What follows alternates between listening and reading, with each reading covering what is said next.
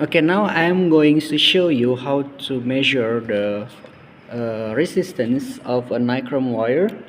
This is a wire, nichrome wire. This one. A nichrome wire is a wire with a resistance, and using the ammeter, using the multimeter.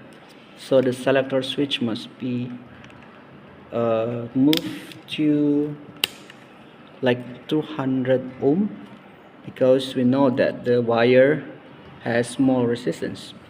So the 200 ohm is enough. And then using this, okay, you just measure the resistance of the wire at certain distance. For example, okay, see, I'll put this on here like this, so you can see the reading. And let's say that I measure from this point and this point, this point, this point to this point, to the edge, so you can see the number of the ammeter, of the multimeter. See, it is equal to, yeah, if I see from here, 3.3 or 3.2 ohm. Okay, 3 point,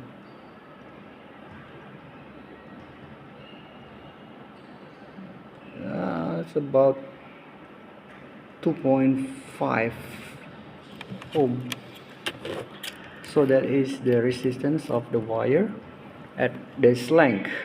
Okay.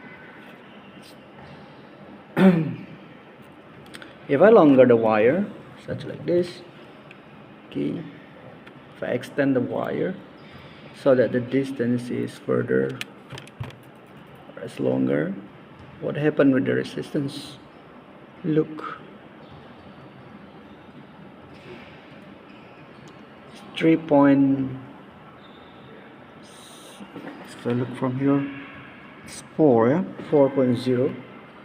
If I make it longer, this 4.6. That's longer, 4.6. And if this is the longest one, okay, this one, let's go into that way. See, 5.7,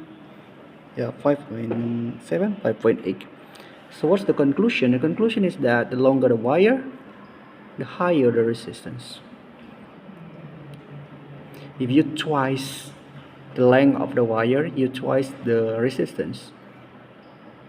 If you 3 times the wire longer, so the resistance will be 3 times. 4 longer, 4 times. 5 times longer, 5 times resistance. But the diameter is different.